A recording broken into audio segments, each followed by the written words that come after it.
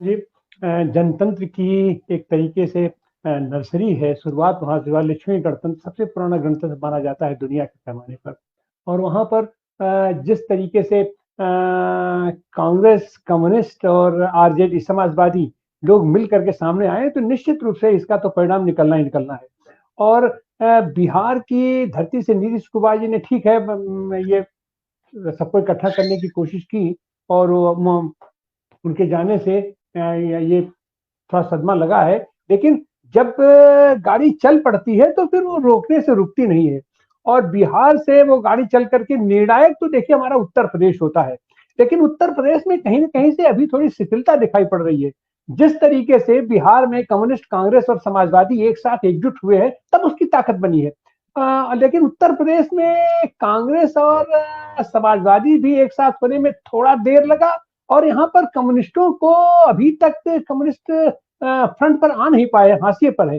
तो क्या वो बिहार में जो हवा, जो ये समा बांधे हैं अपने तेजस्वी जी, क्या उत्तर प्रदेश में भी उसकी संभावना देख रहे हैं अपने शशांक जी? क्योंकि हमने देखा कि आगरा में इनकी रैली को विदा होते होते अखिलेश जी वहां पर हुए, और वहां पर आगरा में गजब का सैलाब था, गजब का उत्साह था जनता के बीच में और वहां के लोगों के बीच में। तो क्या उसकी प्रतिध्वनि उत्तर प्रदेश में भी दिखाई पड़ेगी, शशांक यादव जी?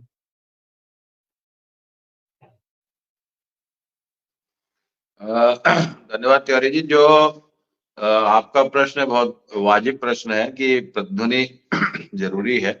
और जनता में जो नाराजगी है उसकी प्रतिध्वनि राजनीतिक मंचों से आती है। जनता कहाँ इकट्ठा हो, जनता, ये रैलियां जो होती हैं वो प्रतिरोध का एक प्रतीक होती है।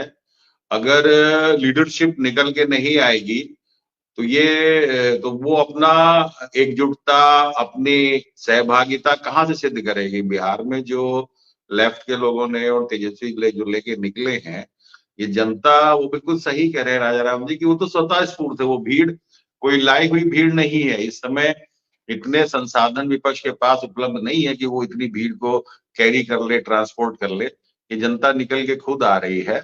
और जो सबसे बेहतरीन चीज होती है कि जब लीडर एक मंच प्रोवाइड, वो मंच लीडर का नहीं होता है। लीडर जब निकलता है तो वो एक जनता को वहां आने का, सहभागिता करने का वो एक जनमंच बन जाता है। तो ये रैलियां एक जन आक्रोश को साबित कर रही है, जनता की जो हताशा है उसको साबित कर रही है, जनता का जो गुस्सा है उसको साबित कर रही है।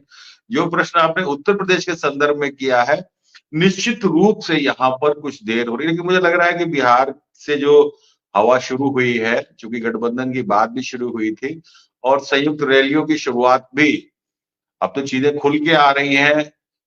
जब मध्य प्रदेश और राजस्थान का चुनाव चल रहा था तो इंडिया की एक बैठक शुरुआत में ही होनी थी। अगर उस समय हो जाती तो शायद ये इनका, नीतीश जी का जाना भी शायद ना होता। लेकिन अब जो होना था वो हो गया। लेकिन जो रिमेनिंग जो बचा हुआ है, और एक चीज बड़ा क्लियर है, नेता बड़े गौड़ हो गए। जनता का ध्रुवीकरण बड़ा स्पष्ट हो चुका है। भाजपा के पक्ष में भी स्पष्ट ध्रुवीकरण है और भाजपा के विरोध में भी ध्रुवीकरण है। अब हम जैसे लोग जो चाहते हैं कि संविधान सम्मत विचार आगे आए, धर्मनिरपेक्षता के विचार आगे आए, भाईचारा और संदेश का, प्रेम का संदेश आगे आए, तो अब हम लोग पे अतिरिक्त जिम्मेदारी है कि जो समान विचारधारा के साथी हैं, हमारे उत्तर प्रदेश के भी जो भी ताकत है, वामपंथी ताकत है, उनको भी साथ में लाने की कोशिश हो। और तमाम ऐसे राजनीतिक जो किसी भी हालत में भाजपा के साथ नहीं जा सकते हैं और चुनावी राजनीति में नहीं है, उनको भी साथ लेने की कोशिश का विचार चल रहा है। उस पर भी हम लोगों ने विचार रखा है। तो मेरा अपना मानना है कि जो आगरा से शुरुआत हुई है वो एक अच्छी शुरुआत हुई है।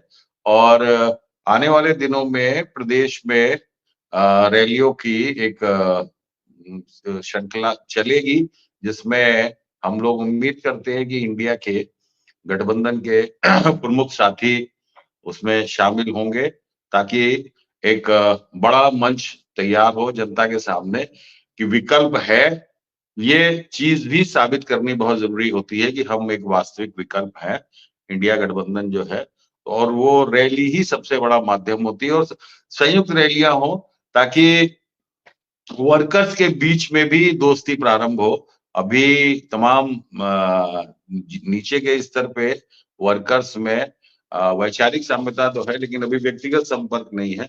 ये रैलियां वो भी प्रोवाइड करेंगी कि कांग्रेस का वर्कर जो हमारा ब्लॉक लेवल का है, जो हमारे बूथ लेवल का है, और जो सपा का वर्कर है हमारा, तो वो लोग आपस में एक दूसरे से मिलके ताकत को बनाएंगे। तमाम लोग तो ये भी नहीं जानते हैं कि ये किस दल में किसकी जो है, वो नेता को तो जानते हैं, लेकिन कार्यकर्ता के आपस का उतना परिचय नहीं होता है। ये रैलियां एक शुरुआत यहाँ से आगरा से हुई है और ये पूरे प्रदेश में चलेगी। और मुझे लग रहा है कि रैलियों के साथ साथ जो सबसे बड़ी जरूरी चीज है, एक कंसेप्ट अभी भी मैंने देखा, चूंकि वामपंथी साथियों से भी मेरी मित्रता रही है और सपा का तो मैं हुई हूं, हम लोग का एक आदत रही है कि चौराहे चट्टी पर जन पंचायतों को या नुक्कड़ सभाओं को हम इत्तिश्री कर लेते हैं, मान लेते हैं कि ये हमारा कर्तव्य समाप्त हो गया है उतने करके। जरूरत उसको और नीचे तक ले जाने की है, क्योंकि मेरा अपना निजी अनुभव है कि एक घर के अंदर भी वोटर का डिवीजन है। बुजुर्ग का पैटर्न अलग है, महिला का पैटर्न वोटिंग का अलग है, और युवा का पैटर्न अलग है। जो 25 साल तक का वोटर है वो फेसबुक और मोबाइल पर और राष्ट्र प्रेम और धर्म के नाम पर कुछ ज्यादा ही वो भी रंग में रंगा है, उसको टच करने की जरूरत है। और आप महसूस करेंगे, जितने भी साथी यहाँ पर हैं सभी राजनीतिक रूप से सक्रिय साथी हैं, जो चीज जो 25 साल से नीचे तक का वोटर जो हम 12 और 14 तक हमने देखा, उसके बाद उसकी संख्या, भीड़ तो आ रही है, भीड़ के वर्ग पर भी ध्यान दीजिए, क्योंकि 40 साल से नीचे का जो वोटर है वो लगभग 65% है। तो यूथ पर एक, क्योंकि आप कोई भी, इतनी बड़ी आबादी है देश की कि 1-2 लाख की रैली है, कोई बहुत बड़ी रैली नहीं मानी जाती है। 1-2 लाख की रैली अगर आप थोड़ा सा होमवर्क कर लेंगे तो एक जनपद में आप कर सकते हो। लेकिन जिसको कहते हैं कि वैचारिक चेंज में कि पार्टिसिपेशन किन लोगों का है, मेरी जो चिंता है वो चिंता ये है कि इन रैलियों में मैं देख रहा हूँ, राहुल जी की भी रैली को मैंने इधर देखा, तेजस्वी जी की रैली में जरूर मैं देख रहा था कि युवा, जो एकदम युवा है 18, 20, 25 साल, उसकी तो भरमार थी। और जो उन्होंने, चूंकि नौकरियों वाला एक क्रेडिट जा रहा है उनको, लेकिन बाकी जगह पर आप भी देखिए, मेरा अनुभव गलत, भगवान करे मेरा अनुभव गलत हो, लेकिन जो साथी बैठे हुए हैं वो उस पर गौर करेंगे कि 25 से नीचे वाला जो पार्टिसिपेशन है वो उतना नहीं है जितना 25 से ऊपर वाला है। ये मैंने स्पेसिफिकली पत्रकार भी रहा तो मैंने इस पर ज्यादा थोड़ा सा ये पिछले 2-3 महीने से मैं गौर कर रहा हूँ। और मैंने तो अपने यहाँ पर इसीलिए जोर दिया है कि जितने भी ऑर्गेनाइजेशन हो रहे हैं यूथ फ्रंटर्स की तरफ से हम लोग, मैं तो 2-3 सीट्स को देख रहा हूँ, उन पे कर रहा हूँ, उसका परिणाम भी मिल रहा है। जैसे यूपी में अभी 55 लाख बच्चों ने पुलिस की भर्ती का फॉर्म भरा था।